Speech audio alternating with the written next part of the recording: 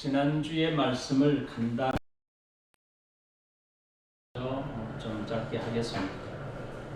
예수님께서는 비교 문장을 통해서 영생하는 하나님의 나라에 우리가 반드시 들어가야 한다, 이것을 강조하셨습니다.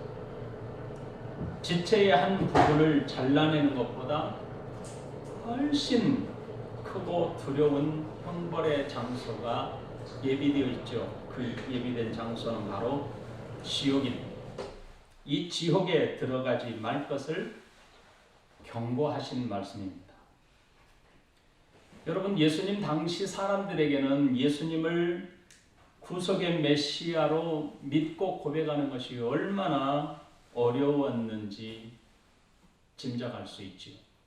그것은 바로 당시 지도자들이 메시아관을 가르쳤는데, 그 메시아관은 철저하게 정치적인 메시아, 그 정치적인 메시아가 자신들의 왕이 될 것이고 로마의 압제로부터 자신들을 구원해낼 것이다. 그래서 자신들의 왕이 구세주가 될 것이다 라고 하는 확신을 가지고 있었습니다. 그런 자들에게 예수님께서 지체의 한 부분을 잘라내는 것만큼 훨씬 고통스러운 것을 요구하신 것입니다. 예수님께서 지체의 한 부분을 잘라내고 천국에 들어가는 것이 차라리 낫다라고 하신 말씀이 바로 이 때문입니다. 여러분, 지체의 한 부분을 잘라낸다고 하더라도 우리가 가지고 있는, 태어날 때부터 가지고 있는 죄의 본성은 사실 사라지지 않습니다. 그러므로 죄의 본성을 잘라내야 한다라고 하는 것을 강조하기 위해서 우리 지체, 내 스스로 지체를 잘라내는, 가장 어렵다고 생각하는 지체의 한 부분을 잘라내라, 이렇게 비교 강조하신 겁니다. 불신자들에게는 예수님을 믿고 따르는 그 길, 그 삶이 정말 어렵지요. 어렵고 힘든 일입니다. 자신의 손과 발, 눈을 제거할 만큼의 결단이 사실 필요한 것입니다. 왜 그럴까요? 그들에게 있어서 이것들은 다 자신의 전부이기 때문입니다. 자신의 전부를 제거하지 않는다면 천국은 저들에게 주어지지 않는다. 이것을 예수님이 가르치신 겁니다. 예수님을 믿는 우리가 본문을 읽고 그리고 묵상하고 이 말씀을 통해서 우리가 내 삶에 적용해야 될 것은 없을까요?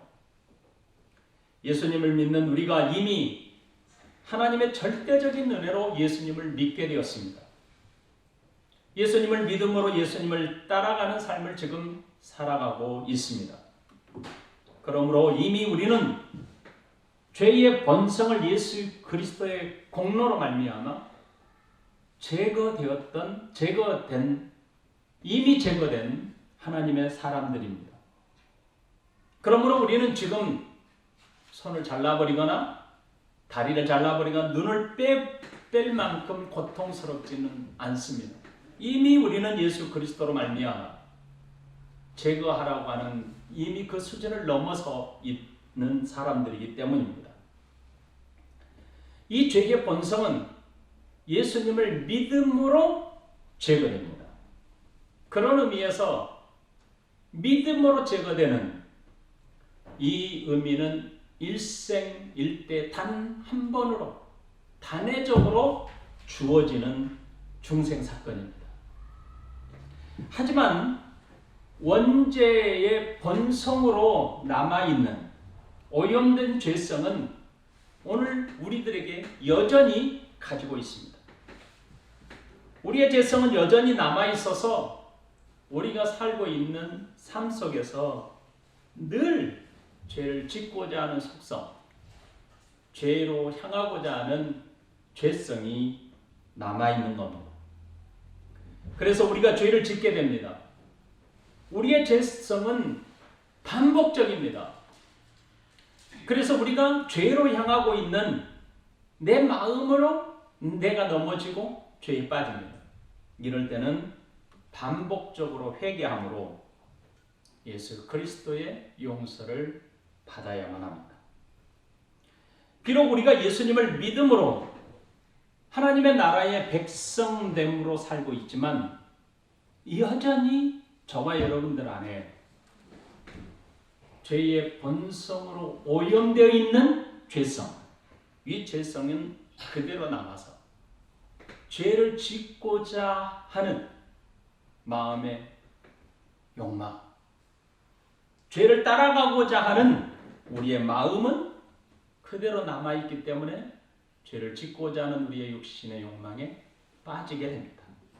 유혹에 빠지게 됩니다. 여기서 우리 믿음의 사람들, 특히 죄의 본성을 제거한 사람들은 그러므로 성령님을 의지해야 합니다. 그래야 죄성을 향하고 있는 우리의 마음을 제거할 수 있습니다. 우리를 도우시는 성령님을 의지함으로 죄로 향하는 내 마음을 바꿔서 하나님께로 향하는 삶을 살아갈 수 있습니다. 죄는 내가 이기는 것이 아니죠. 엄밀히 따지면 저와 여러분들은, 예수를 믿는 하나님의 사람들은 내 능력과 내 힘으로 죄를 이기는 것이 아닙니다. 철저하게 성령님께서 우리를 도우심으로 그분이 우리로 죄를 이기게 하시는 겁니다. 이것은 저와 여러분들의 고백이 아니라 성경에 나와 있는 말씀이고 믿음의 사람들의 고백입니다. 그러므로 늘 기도하시고 깨어서 말씀을 가까이 하셔야 합니다. 말씀과 기도가 부족할 때에 우리의 죄성으로 인도해 가고 있는 나의 삶 속에 죄가 무엇인지, 죄가 죄인지를 알지 못하는 삶을 살아가게 됩니다. 결단하십시오. 내가 그렇게 살지 않겠다는 결단이 우선 필요합니다. 그리고 성령님을 의지하십시오. 성령님의 도우심을 간구하십시오. 이 말씀까지 듣고 난 뒤에 이 말씀이 나와 관련 없는 내게 너무 먼 말씀, 이렇게 느껴지십니까? 기도가 무엇인지도 모르겠고, 말씀을 읽는 것도 무엇인지도 모르겠고, 회개하는 것이 무엇인지도 모르겠고, 내게 남아있는 죄의 속성으로 향하는 내 마음이 죄가 죄인지도 모르겠고, 그런데 자꾸만 이런 말씀을 들으면 여러분의 마음속에 이 말씀하고는 나하고는 상관없는 멀게 느껴지는 어떤 그런 여러분에게 있다면 저는 여러분에게 이런 말씀을 도전하고 싶습니다. 내가 천국의 사람입니까? 지옥의 사람입니까?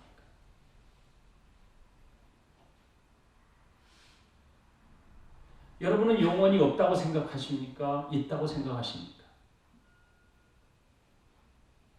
여러분의 영혼이 천국에 가는 것이 좋습니까? 지옥에 떨어지는 것이 좋습니까? 이것부터 점검하셔야 돼요. 그리고 우리 선진들이 천국의 사람, 하나님의 나라 사람, 하나님의 자녀, 하나님의 백성으로서 사는 삶에게 끊임없이 도전하고 강조하는 것이 있습니다. 그것이 무엇인지 귀담아 들을 줄 알아야 해요. 무시하지 마시고 이런 말씀을 들을 때 내가 그렇게 살아야 하는가 보다라고 결단하셔야 돼요. 이 결단을 하지 않는 이상 우리의 삶의 믿음의 삶의 진보는 나타나지 않습니다.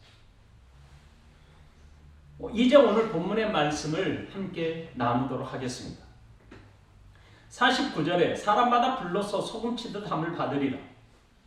50절 소금은 좋은 것이로되 만일 소금이 그 맛을 잃으면 무엇으로 이를 짜게 하리요? 너희 속에 소금을 두고 서로 화목하라 하시니라. 찬진이는 가서 저 난로에 불 좀 꺼버리세요. 먼저 우리가 49절과 50절을 해석함에 있어서 좀 조심해야 합니다. 소금을 매개체로 오늘 본문은 다른 말씀을 가르치고 있기 때문입니다. 소금이 가진 특성만을 가지고 본문을 연결시켜서 해석하게 되면 예수님께서 가르치신 의미를 세밀하게 파악하기 힘이 들 수가 있습니다. 왜 그렇습니까? 49절의 소금과 50절 상반절의 그리고 후반절의 소금의 용도와 교훈의 의미가 다르게 나타나기 때문에 49절의 소금은 정결법과 언약에 쓰이는 소금을 들어서 설명하십니다. 그리고 50절의 소금은 그 용도의 쓰임이 유익하다는 것과 언약에 있습니다.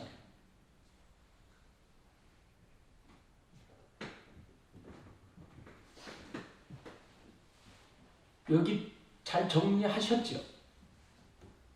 본문에서는 소금이라는 매개체를 통해서 소금의 용도 3가지를 말씀하고 있습니다. 49절에서는 소금의 절이는 용도와 같이 사람마다 소금으로 절이듯 불로써 그렇게 할 것이다 라고 말씀하십니다. 50절 전반부에서는 소금이 짠맛을 가지고 있지만 그 맛을 잃으면 아무 쓸모가 없게 된다고 하십니다. 그리고 50절 후반절에는 소금을 두고 화목하라 이렇게 말씀하십니다. 그러므로 이 본문을 이해함에 있어서 여러 가지 해석이 가능하게 됩니다.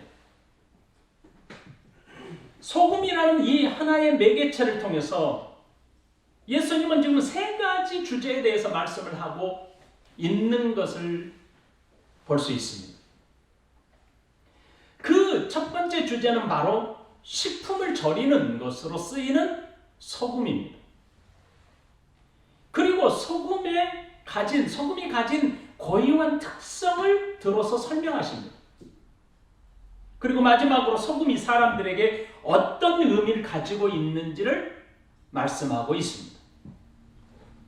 이 3가지 주제는 예수님께서 하신 말씀 중에 어떤 말씀, 어느 말씀과 연관지어서 해석할 것인지에 대해서 따라서 의미가 달라지게 됩니다. 본문을 살피기 전에 먼저 예수님께서 소금을 통해서 가르치신 이유를 좀 살펴보도록 하겠습니다. 여러분, 예수님께서 하나님 나라의 가르침을 위해서 소금을 매개체로 사용하신 이유가 있습니다. 그 이유는 소금의 효능, 그리고 그 소금의 용도에 따라 소금이 다르게 쓰이기 때문입니다. 무엇보다도 소금은 그 효능에 따라서 사용처가 달라집니다. 구약에서 하나님께 예배를 드릴 때에 제물에 쓰이는 용도가 있습니다. 또한 부패를 방지하는 용도로 쓰입니다. 그리고 맛을 내는 용도로도 쓰입니다. 이런 소금이 가진 고유한 특성으로 인해서 하나님을 섬김에 있어 여러 가지 의미를 성경은 우리에게 부여해주고 있습니다. 구약의 백성들에게 정결을 위함과 제물을 드릴 때에 소금을 사용하도록 명령하셨습니다. 제가 말씀을 좀 읽어드려 볼게요. 출애굽기 30장 35절 그것으로 향을 만들되 향 만드는 법대로 만들고 그것에 소금을 쳐서 성결하게 하고. 자, 이 말씀들을 잘 정리하셔야 오늘 본문에서 주고자 하는 의미를 좀 더 깊이 찾아낼 수 있습니다. 잘 들어보십시오. 레위기 2장 13절 내 모든 소재물에 소금을 치라. 내 하나님의 언약의 소금을 네 소재에 빼지 못할지니 네 모든 예물에 소금을 드릴지니라. 에스겔 43장 24절 나 여호와 앞에 받들어다가 제사장은 그 위에 소금을 쳐서 나 여호와께 번제로 드릴 것이며. 에스겔 16장 4절 네가 난 것을 말한 건데 네가 날 때 네 배꼽을 줄을 자르지 아니하였고 너를 물로 씻어 정결하게 하지 아니하였고 네게 소금을 뿌리지 아니하였고 너를 강보로 싸지도 아니하였나니. 열왕기하 2장 21절 엘리사가 물 근원으로 나아가 소금을 그 가운데 던지며 이르되 여호와의 말씀이 내가 이 물을 거쳤으니 이로부터 다시는 죽음이나 열매 맺지 못함이 없을지니라 하셨느니라 하니. 구약에서 소금에 대해서 말씀하실 때에 주로 제물을 드릴 때 정결을 위하여 소금을 치라 이렇게 말씀하십니다. 명령이죠. 이것뿐만 아닙니다. 하나님과 백성들 사이에 언약을 상징함으로 소금을 들어 설명하십니다. 그러면서 이것이 소금 언약이다 이렇게 말씀하십니다. 민수기 18장 19절 이스라엘 자손이 여호와께 거제로 드리는 모든 성물은 내가 영구한 몫의 음식으로 너와 네 자녀에게 주노니 이는 여호와 앞에 너와 네 후손에게 영원한 소금 언약이니라. 역대하 13장 5절 이스라엘 하나님 여호와께서 소금 언약으로 이스라엘 나라를 영원히 다윗과 그의 자손에게 주신 것을 너희가 알 것이 아니냐. 이것들은 다 소금을 들어서 언약이다 이렇게 말씀하십니다. 하나님과 자신의 백성들과의 맺은 영원한 언약으로 부르셨습니다. 그리고 신약에서 성도들 사이에 서로 화목하는 말을 내도록 맛을 내는 소금으로 비유했습니다. 골로새서 4장 6절 너희 말을 항상 은혜 가운데서 소금으로 맛을 냄과 같이 하라. 그리하면 각 사람에게 마땅히 대답할 것을 알리라. 예수님은 지금 소금을 들어서 설명하실 때 소금의 용도와 그 의미를 염두에 두시고 이 말씀을 가르쳐 주신 것입니다. 49절 사람마다 불러서 소금치듯 함을 받으리라. 50절 소금은 적은 것이로되 만일 소금이 그 맛을 잃으면 무엇으로 이를 짜게 하리요. 너희 속에 소금을 두고 서로 화목하라 하시니. 자, 제가 소금의 용도를 지금까지 쭉 설명해 드렸고 성경에서 사용되는 소금의 의미를 설명해 드렸습니다. 이 모든 이해와 의미를 기반으로 해서 49절 말씀을 함께 나누도록 하겠습니다.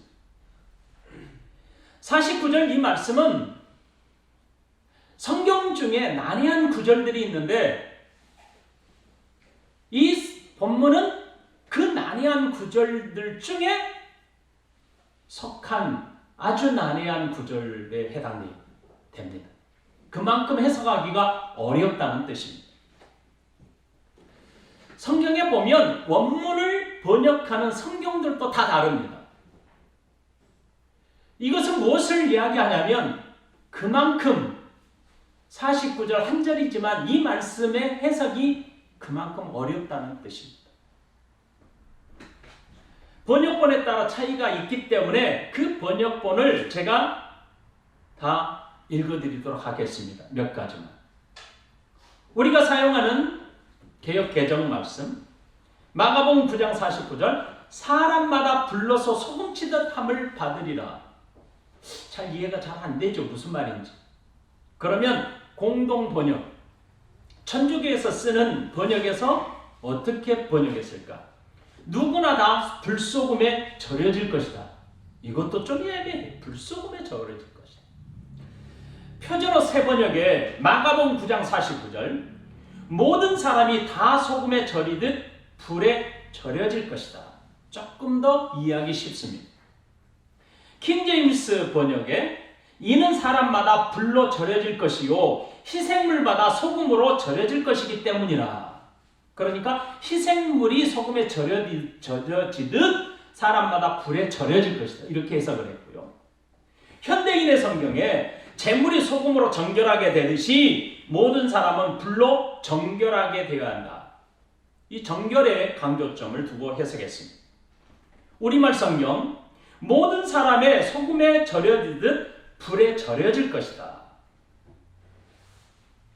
바른 성경에 모든 사람이 불로 소금치듯 할 것이다. 자, 여러분, 많은 성경이 이 원문을 전문가들이 해석을 했는데 다 다르잖아요. 의미와 적용이 좀 다르게 나타나잖아요. 그만큼 어려운 본문이라는 뜻입니다. 그러면 오늘 이 본문을 문자적으로만 해석하지 말고 소금이 성경에서 어떤 의미로 쓰여지고 있는지 예수님은 다 알고 계시잖아요. 그러면 소금에 이 쓰여지는 성경에서 쓰여지는 것을 다 무시해버리시고 따로 예수님이 말씀하실 우리에게 말씀으로 가르쳐 주실 것이라고 추측할 수는 없는 거예요. 자, 그러면 번역이 조금씩 달라요. 하지만 저는 이렇게 번역을 해석했으면 좋겠어요. 어떻게 하냐면 모든 사람은 재물에 소금을 치듯 불에 절여짐을 받을 것이다. 49절의 말씀은 몇 가지로 해석이 가능할 것입니다. 소금의 특성과 용도에 따라서 그 쓰임을 예수님의 말씀과 연관시켜 해석하는 것이기 때문입니다. 자, 몇 가지로 해석, 중요한 해석 세 가지를 말씀을 드릴 거예요. 자, 첫 번째는 이 49절의 말씀을 어디와 연관짓냐면 앞선에 나오는 지옥과 연관지어서 해석하는 경우입니다. 48절의 지옥에 관한 말씀을 강조하는 것으로 이 본문을 이해할 경우 하나님께 드려지는 제물이 소금에 쳐진 대로 불에 태워지는 것과 같다라고 하는 견해의 해석입니다. 48절은 영원히 꺼지지 않는 불 속에서 영원히 죽지 않는 끝이 없는 형벌을 받게 되는 지옥과 연관지어서 해석하는 경우입니다. 지옥이 영원히 꺼지지 않는 불 속에서 형벌을 받는 것처럼 소금을 치듯 태워지게 될 것이라는 주장입니다.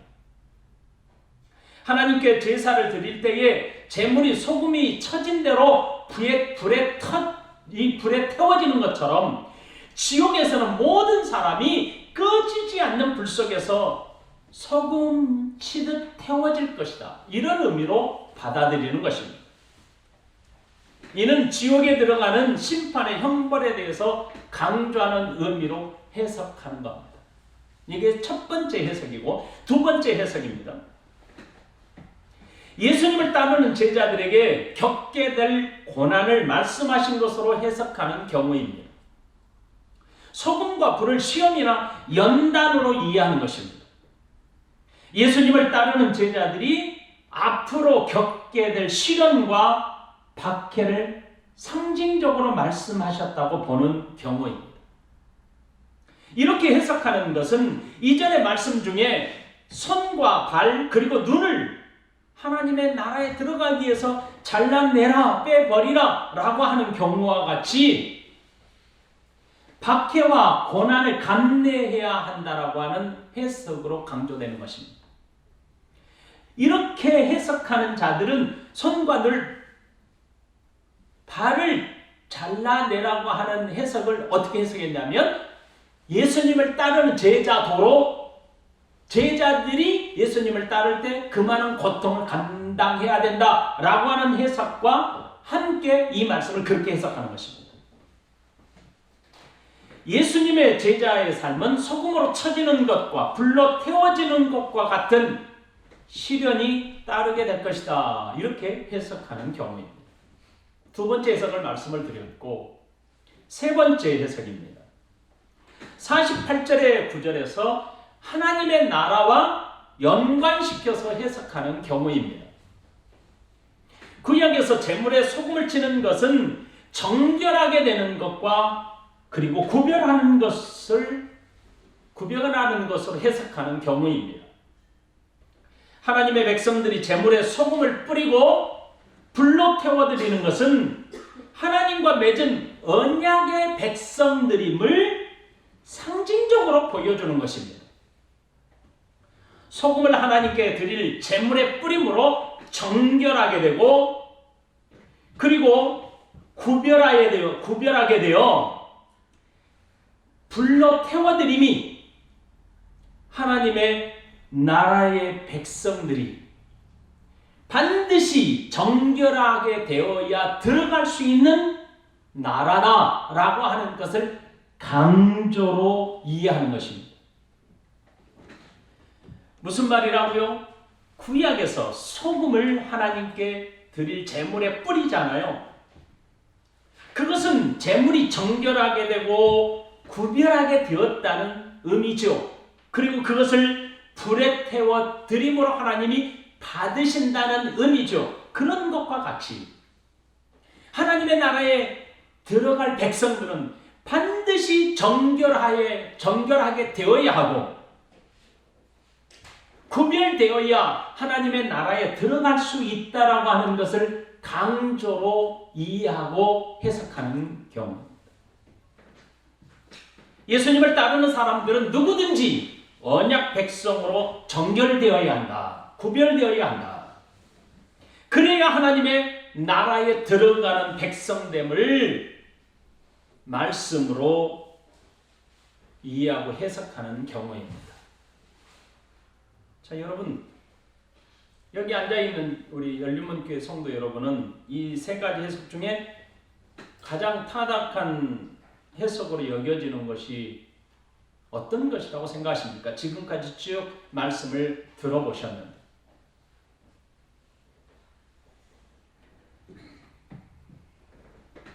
여러분이 결론을 내려보셔요. 예수님은 지금부터 이제 여러분이 결론을 내려보셔요. 예수님은 소금에 절여지듯 불에 모든 사람이 절여지게 될 것이다. 이 말씀입니다. 소금에 절여지는 것 같이 불에 절여진다는 의미가 무엇일까요? 구약에서의 소금의 용도를 살펴본 바와 같이 제물을 정결하게 하는 의식입니다. 레위기 2장 13절 네 모든 소제물에 소금을 치라. 네 하나님의 언약의 소금을 네 소제에 빼지 못할지니 네 모든 예물에 소금을 드릴지니라. 그런 것과 같이 반드시 불로 소금 치듯 받게 된다고 하셨습니다. 소금을 치는 것은 정결한 제물로 하나님께 드려야 하는 것을 의미하죠. 제물에 소금을 치는 것으로 그 제물이 하나님이 받으실 만한 순전한 제물로 간주하는 것입니다. 하나님께 드리기 위해서 가지고 나온 제물 위에 소금을 치는 것은 하나님이 지금 받으실 만한 제물로 이 제물을 구별해 드렸습니다 라고 하는 의미입니다. 하나님 앞에 드려질 제물이 정결하게 되어 하나님께서 받으실 만한 제물이 되었습니다 라고 상징적으로 의미하는 것입니다. 제물이 소금으로 처리되듯 하나님 나라에 들어갈 사람은 불로 정결하게 되어야 한다는 말씀입니다. 예수님을 믿고 구원을 받게 된 사람은 소금이 제물로 정결하게 되는 것으로 간주되는 것처럼 불로 정화되고 정결케 될 것을 말씀하신 내용입니다. 이것은 불이 무엇이냐? 이것보다도 정결하게 됨을 강조하는 겁니다. 불도 그렇고 소금도 그렇고 정결하게 되는 것을 강조하신 내용입니다. 하나님이 받으신다는 의미가 강조되는 겁니다. 그렇다면 정결하게 되는 그 근거가 무엇일까요? 예수님을 믿는 사람들에게 정결하게 하는 근거는 바로 무엇에 있습니까? 언약에 있습니다. 하나님의 약속이 있습니다. 이 영원한 약속이 있습니다. 하나님은 백성들과 사이에 맺은 언약을 상징으로 무엇을 들었습니까? 소금을 들었습니다. 그러면서 하나님이 어떤 언약을 제시하셨습니까? 소금 언약을 제시하셨습니다. 민수기 18장 19절 이스라엘 자손이 여호와께 거제로 드리는 모든 성물은 내가 영광목의 음식으로 너와 네 자손에게 주노니 이는 여호와 앞에 너와 네 후손에게 영원한 소금 언약이니라. 역대하 13장 5절 이스라엘 하나님 여호와께서 소금 언약으로 이스라엘 나라를 영원히 다윗과 그의 자손에게 주실 것을 너희가 알 것이 아니냐. 이것은 예수 그리스도를 통해서 이루실 은혜의 나라, 영광의 나라 아닙니까? 그것을 소금 언약으로 말씀하십니다. 이것은 소금 언약입니다. 하나님의 백성들이 제사를 드릴 때 소금을 치라는 명령은 하나님과 백성들 간에 맺은 언약 관계에 있는 그 언약이 영원히 변하지 않는다는 것을 상징하는 것입니다. 50절 상반절 말씀을 이제 살펴보겠습니다. 50절 상반절 소금은 좋은 것이로되 만일 소금이 그 맛을 잃으면 무엇으로 이를 짜게 하리요. 소금은 좋은 것이로되 라고 시작합니다. 이 말씀은 소금이 가지고 있는 특징을 들어 지금 설명하고자 하는 의도이지요. 소금은 우리에게 유익한 것이라는 겁니다. 소금은 좋은 것이라는 것이죠. 소금은 짠맛으로 맛을 냅니다. 그런데 소금의 짠맛은 소금이 가지고 있는 정체성입니다. 만일 소금이 맛을 잃는다는 것은 소금의 정체성을 잃어버렸다는 뜻입니다. 정체성을 잃어버린 소금은 무엇으로도 짜게 할 수 없다는 뜻입니다.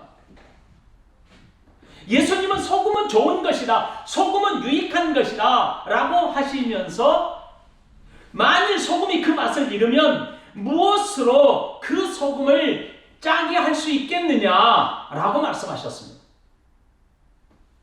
이 말씀은 소금이 맛을 잃으면 쓸모가 없다라는 뜻입니다. 누가복음 14장 34절로 35절에 이렇게 말씀하십니다. 소금이 좋은 것이나 소금도 만일 그 맛을 잃으면 무엇으로 짜게 하리요. 마가복음과 병행구절입니다. 땅에서도 거름에도 쓸데없어 내버리느니라. 들을 귀가 있는 자는 들을지어다 하시니라. 대충 이해가 되십니까? 감이 잡히십니까? 50절 상반절에서의 소금을 비유로 하나님 나라에 속한 백성들의 정체성이 어떠해야 하는지를 가르쳐 주신 겁니다. 예수님을 따르는 사람들의 정체성이 어떠해야 하는지를 말씀하신 겁니다. 그리스도인의 정체성은 결코 잃을 수 없는 불변한 것입니다, 여러분. 그런 의미에서 소금의 짠맛을 지금 비유로 설명하고 있는 것이죠. 짠맛을 잃은 소금이 더 이상 소금이 아닌 것처럼 그리스도인의 정체성을 잃어버리면 그는 더 이상 그리스도인이라고 불리울 수가 없다는 뜻입니다. 50절 하반절 말씀을 살펴보겠습니다. 50절 하반절 너희 속에 소금을 두고 서로 화목하라 하시니라.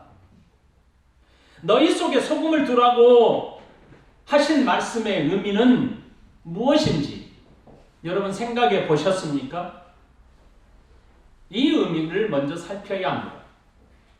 이 말씀의 뜻은 너희 안에 소금을 간직하라 라는 의미입니다. 소금을 너희 안에 간직하는 것과 서로 화목하라 라고 하는 말씀의 연결은 소금이 상징하는 것에 있습니다. 계시록에서 이미 살펴본 바와 같이 재물의 정결함을 상징하는 것이 언약에 근거하기 때문이라는 것을 우리가 살펴보았습니다. 그러므로 소금은 언약이라고 부르게 되었던 것이죠. 예수님께서 너희 안에 소금을 간직하라 라고 하는 뜻은 이를 염두에 두고 하신 말씀이에요. 고대 근동 지역에서는 중요한 계약을 맺을 때 당사자들이 함께 소금을 먹었다고 합니다. 그리고 그 계약이 성취되었음을 증거로 삼는 문화가 있었다고 합니다. 이런 문화는 당시 소금이 희귀했을 뿐만 아니라 소금이 가지고 있는 독특성 때문에 그렇습니다. 그것은 바로 오래 보존될 수 있었기 때문입니다. 그런 소금의 특징대로 계약이 불변하다는 의미에서 소금이 사용된 것입니다. 레위기 2장 13절의 말씀을 쉽게 번역하면 이렇게 할 수 있습니다. 모든 곡식 제물에는 항상 소금을 쳐라.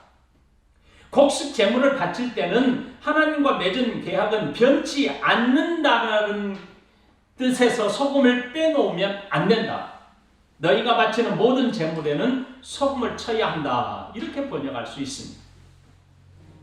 그러므로 이런 특징 때문에 민수기 18장 19절에서도 소금을 들어 영원한 언약으로 설명하신 것입니다. 이스라엘 자손이 여호와께 거제로 드리는 모든 선물은 내가 영광 목샘 음식으로 너와 네 자손에게 주노니 이는 여호와 앞에 너와 네 후손에게 영원한 소금의 언약이니라.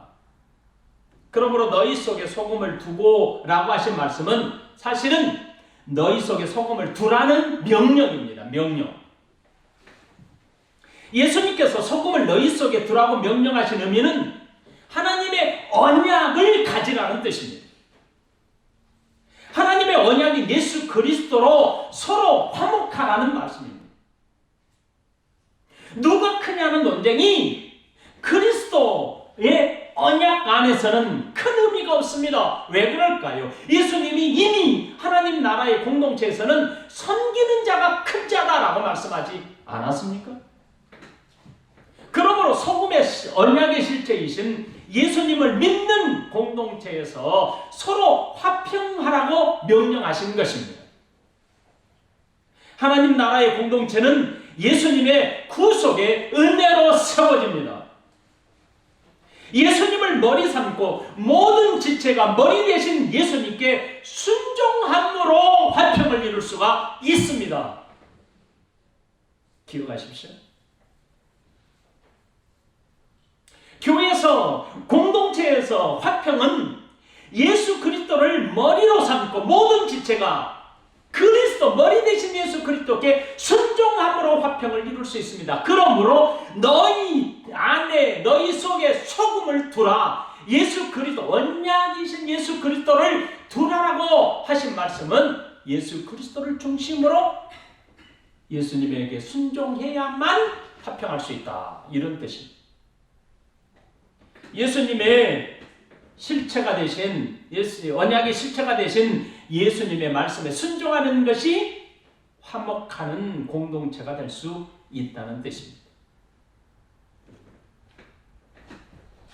교훈을 함으로 오늘 말씀을 맺고자 합니다. 사랑하는 성도 여러분, 예수님을 믿고 따르는 사람들은 그리스도인으로서의 정체성을 분명하게 고백할 수 있어야 합니다. 그리스도인의 정체성이 어떠한지는 그가 지금 어떤 삶을 살고 있는지를 통해서 드러나게 됩니다. 내가 그리스도인의 정체성을 분명하게 고백하고 있다면 그가 사는 삶은 그리스도인으로서 합당한 삶을 살게 될 것입니다. 그러므로 그리스도인들은 자신이 어떠한 사람인지를 분명하게 고백해야 합니다. 다시 말하면 내가 어떤 존재인지를 알아야 합니다. 여러분의 정체성을 확인할 수 있는 몇 개의 질문을 하겠습니다. 여러분이 스스로 답을 하시면서 여러분의 정체성을 확인했으면 좋겠습니다. 여러분에게는 부모로부터 물려받은 이름이 있습니다. 그 이름은 여러분이 육신을 입고 땅에서 사는 동안 여러분을 부를 때 불리어지는 이름입니다. 그렇다면 여러분 그 이름 외에 여러분에게는 다른 이름이 없습니까?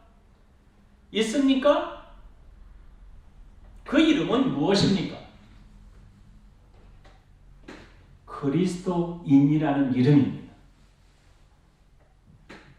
나 자신이 그리스도인이라고 하는 것은 영적인 존재로 하나님으로부터 내가 지음을 받았고 하나님의 자녀가 되었다는 선언입니다. 질문 다시 할까요? 사람들이 여러분을 누구라고 부릅니까?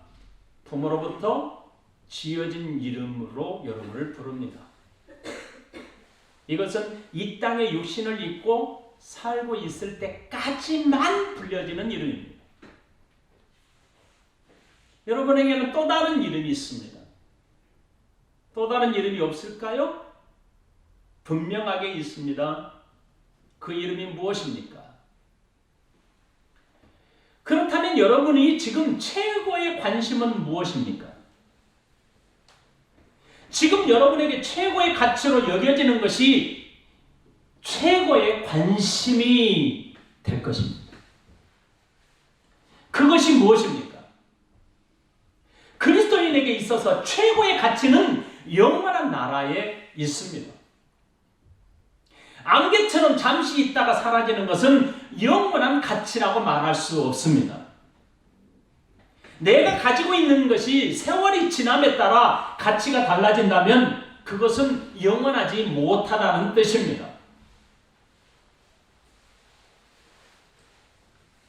여러분, 무엇에 관심이 있습니까? 지금 여러분이 관심을 기울이는 그것이 여러분의 가치를 결정합니다. 내가 그 가치를 최고로 여기기 때문에 관심이 거기에 있는 것입니다. 여러분은 성경 말씀을 읽지 않으면 공허하고 허전함을 느끼고 있습니까?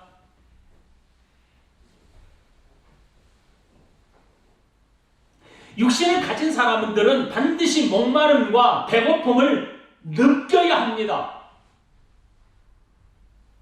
배고픔과 목마름을 느끼는 것은 내가 지금 건강하고 살아있다는 증거입니다. 그렇다면 여러분들은 그리스도인으로서 영적인 사람으로서 영적인 배고픔과 목마름을 느끼고 있나요? 영적 목마름과 배고픔은 하나님과의 교제를 통해서 해결됩니다. 하지만 하나님의 말씀을 읽지 않으면서도 영적 허기를 느끼지 못한다면 여러분은 정말로 심각한 영적 질병에 걸려 있다는 사실을 한시도 잊어서는 안 됩니다.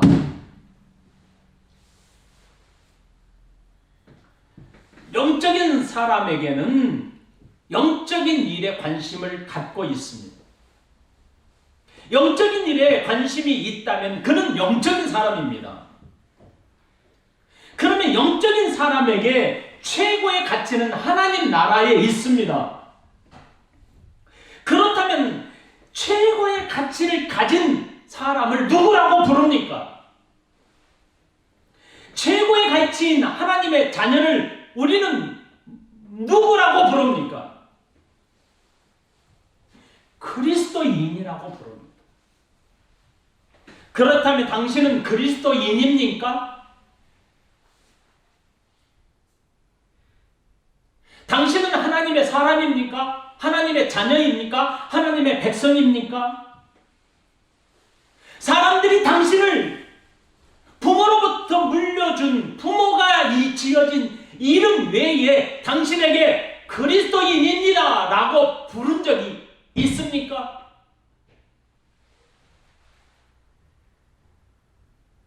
그리스도인이라는 사실을 숨기고 싶습니까? 어느 곳에 가든지 나는 그리스도인입니다 라고 자랑스럽게 불려지기를 원하십니까? 마가복음에 우리가 1장 1절을 시작함에 있어 로마의 그리스도인들은 그리스도인이라 불려지는 것을 자랑하게 여겼고 그 그리스도인이라 불려지는 것 때문에 죽임을 당했습니다. 현장이 이슬로 사라졌습니다. 그럼에도 불구하고 그것을 놓지 않았습니다. 이것이 바로 영적인 사람들입니다. 하나님의 자녀들입니다. 이 영적인 하나님의 자녀된 그리스도인의 정체성을 잃어버린다면 그는 쓸모없이 버려져 지옥불에 던져지게 될 것입니다. 여러분은 그리스도인이십니까? 예수님은 그리스도인의 정체성을 잃어버리는 것은 다 잃어버리는 것이라고 말씀하셨습니다. 제발 뼈 아프게 길을 열고 마음문을 열고 좀 받아주세요. 예수님이 이렇게 강조하는 말씀을 왜 받지 않으십니까? 소금이 짜다는 것은 소금이 가진 정체성입니다. 그리스도인의 정체성은 하나님 나라의 백성으로 살아가는 방식에 있습니다. 그리스도인으로 어떤 삶을 살아가야 하는지를 여러분의 삶 속에서 깊이 있게 묵상하시기 바랍니다. 사람마다 불러서 소금치듯 함을 받으리라. 소금은 좋은 것이로되 만일 소금이 그 맛을 잃으면 무엇으로 이를 짜게 하리요? 너희 속에 소금을 두고 서로 화목하라 하시니라. 오늘 이 말씀이 여러분이 영적으로 풍성하게 되는 좋은 기회가 되고 여러분이 결단을 통해서 여러분의 삶을 변화시키는 좋은 기회가 되는 분기점이 되는 은혜의 시간이 되었으면 좋겠습니다. 기도하십시다.